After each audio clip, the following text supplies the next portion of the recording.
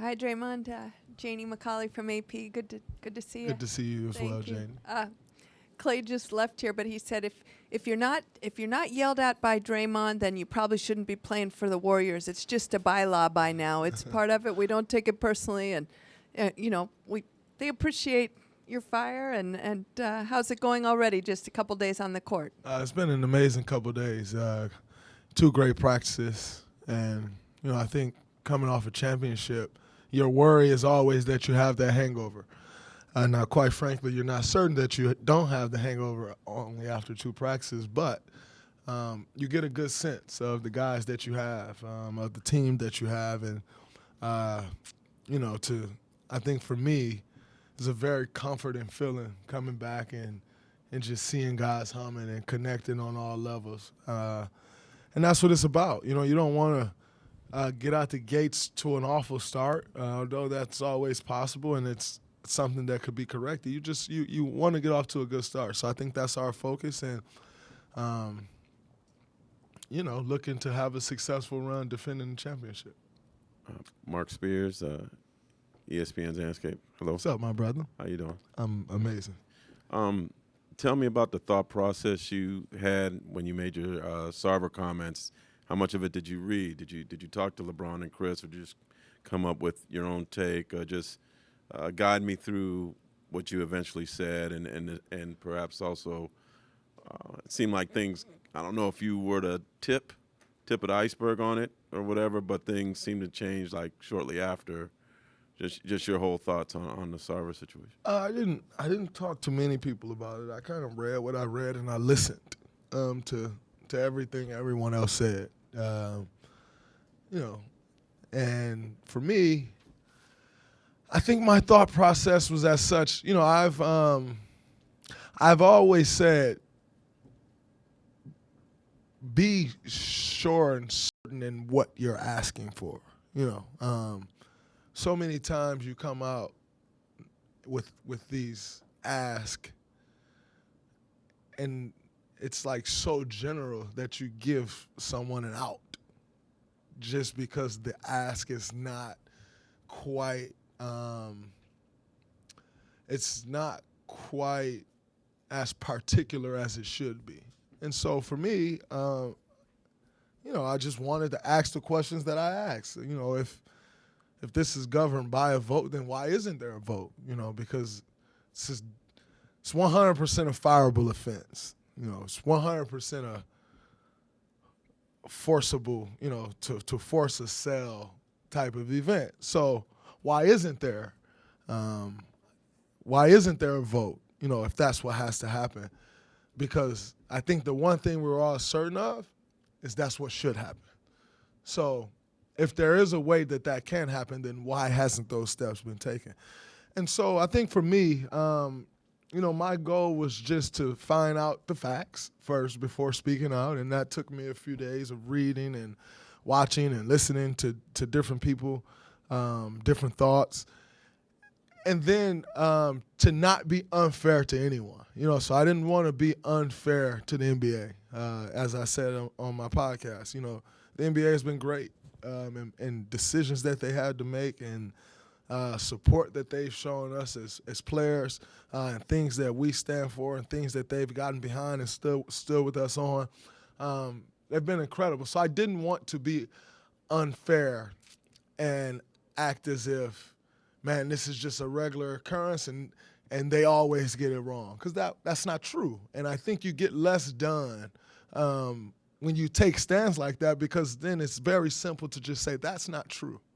And so for me, I wanted to be fair to everyone involved, including Robert Sarver, including the Phoenix Suns organization.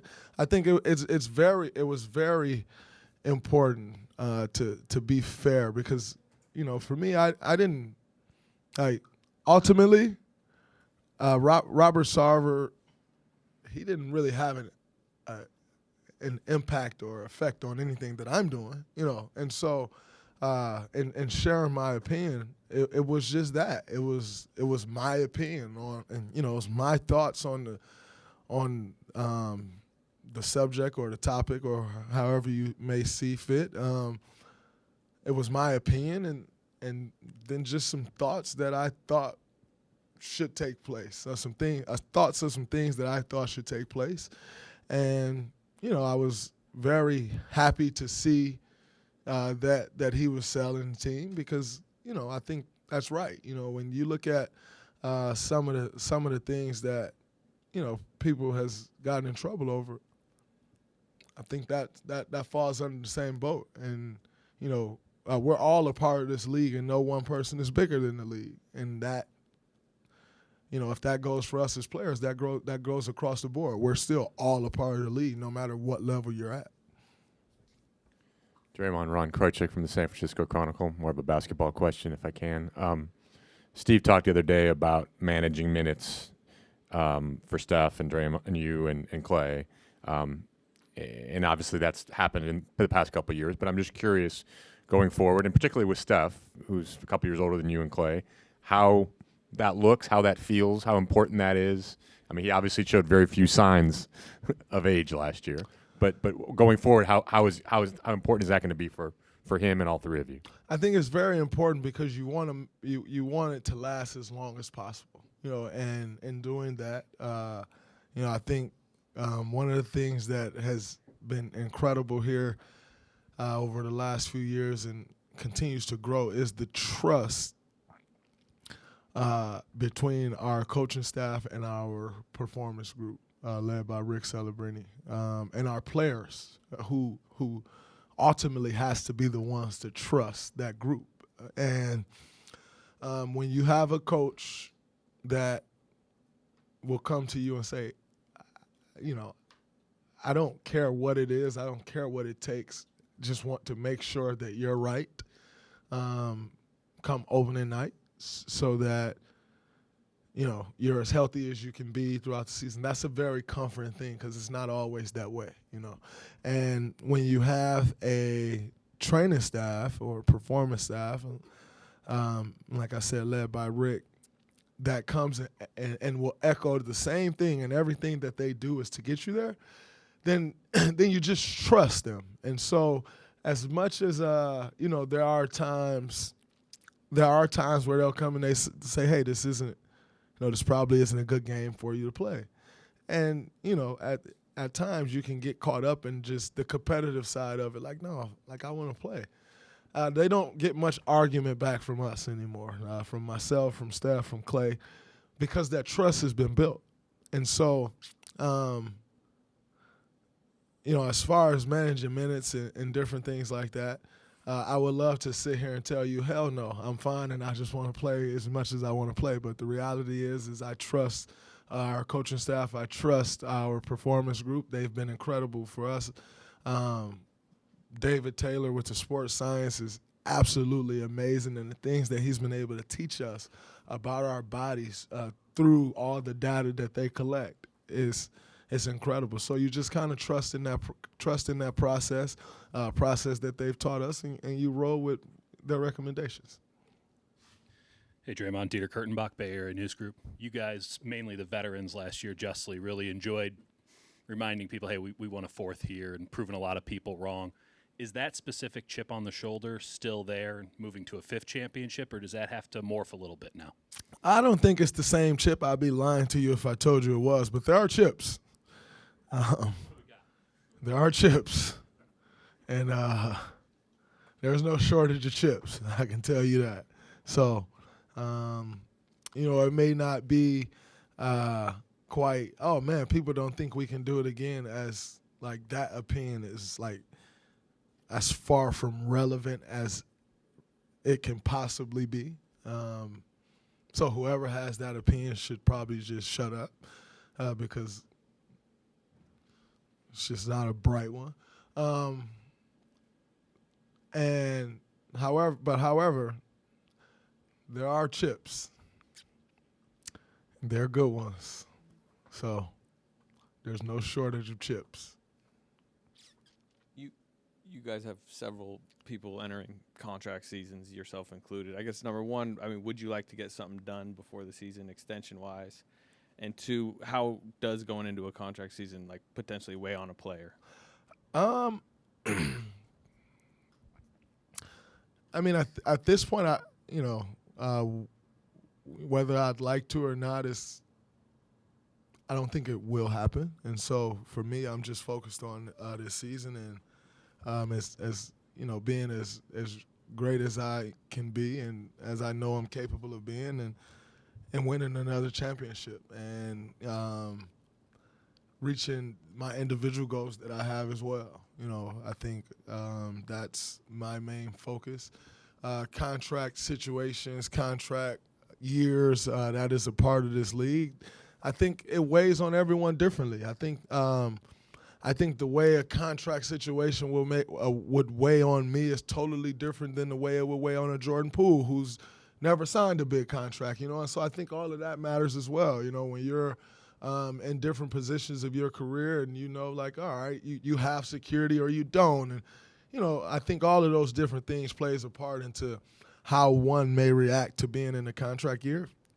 And so to each his own. And, some people are motivated by contract years. Some people are nervous and struggle during contract years. I think it's all based on the player. For me personally, I think for me, any time in the contract year is motivation, and that's kind of how I approach it. That's how I view it, and it's always been the way I viewed it, and I've historically been the guy to bet on myself, even when, others didn't believe. I've always felt confident betting on myself, and nothing changes for me now. Draymond, you were talking about the hangover, championship hangover. So kind of two-parter. Part A, what were the hangovers like for those 3 championships back in 2015, 2018? Well, I think to be quite honest, I don't think we've really had much of a hangover. We backed up 2015 by winning the most games in NBA history. Then we lost in the Game 7, then we won a championship again, and we backed that up by winning another championship. And then we backed that up by going to another NBA Finals and ultimately losing that NBA Finals. So I don't think, if there was any season that may have been a championship hangover for us, maybe it was 2019, just after doing it over and over again.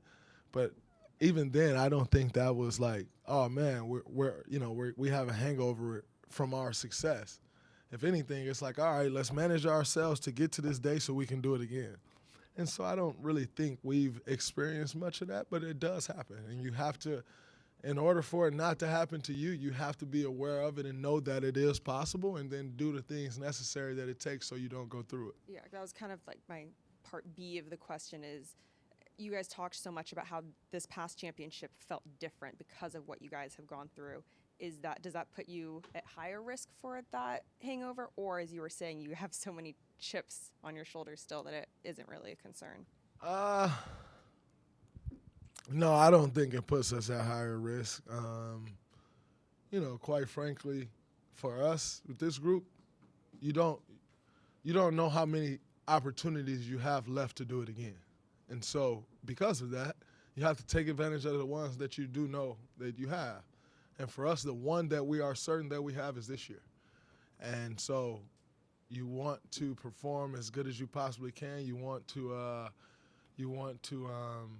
make the most out of the year. And, obviously the most that you can do is win a championship. And that's our focus. That's our goal. And so that's what we're striving for this year, just like every other year.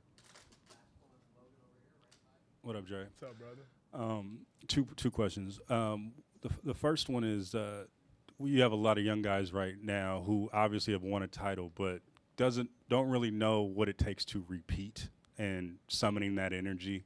My first question is, how do you, as a leader of the team, make sure that there is no lacking from the younger guys, and making sure that they know how to summon that energy for a repeat title? I think number one is bringing it every day. You have to set a tone, starting in camp and in practices. I think that's extremely important.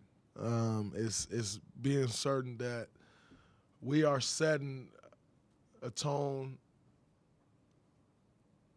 the way that a winning culture like we've built should be set.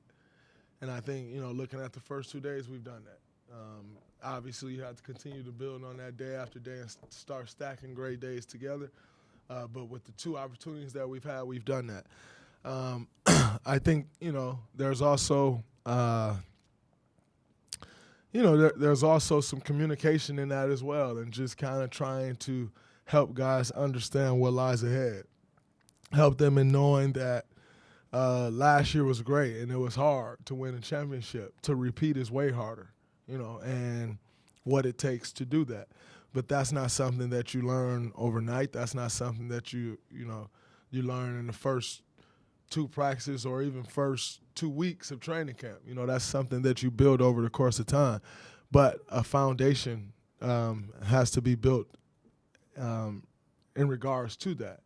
And so you start right away, just trying to help guys understand what lies ahead. And I think with us having, so many guys that's been there before, myself, Loon, Steph, Clay, Andre, Steve, Q, Drew Yoder, like you have guys, Raymond Ritter, you have guys all around you that has experienced that success. And it's on everyone to continue to remind and continue to teach guys what's next, what's coming ahead, how teams will attack you. Jordan Poole, you had some success last year, right? What teams are going to try to do to you now that they've had a year of game planning for you? And so just really helping guys understand that road ahead is important.